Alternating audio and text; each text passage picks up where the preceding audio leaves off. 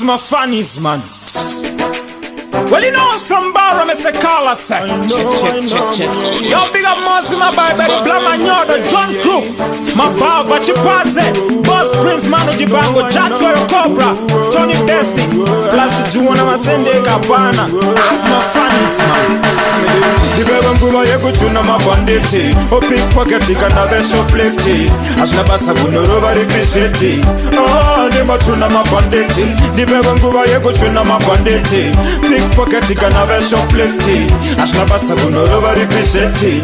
Oh, the Machuna Bhanditi. Matifani Chisi on a shirt. Inga Wakurava on the Chigita almost straight. One boy Tashakuna Mata will fake a Kemenzi. Marano Gufenekera Muri Masemwezi. Mukomandete, I am a Traxi, a Chaita Mupenge. We have come to Chiremaya Mochene. Oyimbira Marina Begune Mavende. Kakora remember Nagaba Gutsoda. Masivaga Yabuchango Bakuboma. Ukatika Dicha Bandikati Bomu Komanda. Kaso Shamisika Tawesa Wokuponda. Dibevanguva Yakuchuna Bhanditi. O pickpocket can have a shoplifty. Ashnabasa Gunorova Ricchetti. Oh, the Machuna Bhanditi. Dibevanguva Yakuchuna Bhanditi. Pickpocket can have a shoplifty. Ashnabasa Gunorova Ricchetti. Oh, never to Bhanditi.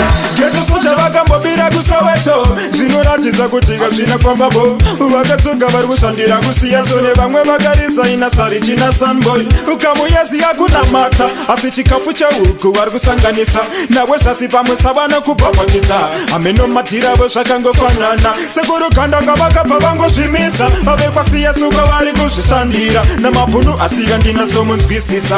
Andisi matiriga ari kutikisa. Dibevanguva Yakuchuna Bhanditi. O pickpocket can have a shoplifty. Ashnabasa Gunorova Ricchetti. Oh, the Machuna Bhanditi. Dibevanguva Yakuchuna Bhanditi. Pickpocket can have a shoplifty. Ashnabasa Gunorova Ricchetti.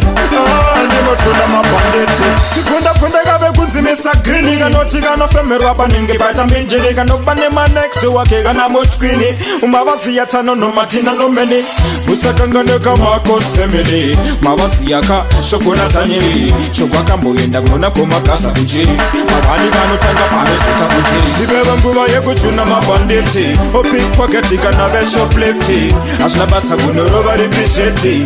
Oh, the Machuna Bhanditi. Dibevanguva Yakuchuna Bhanditi. Pickpocket can have a shoplifty. Ashnabasa Gunorova Ricchetti. Oh, the Machuna Bhanditi. As my funnies, man.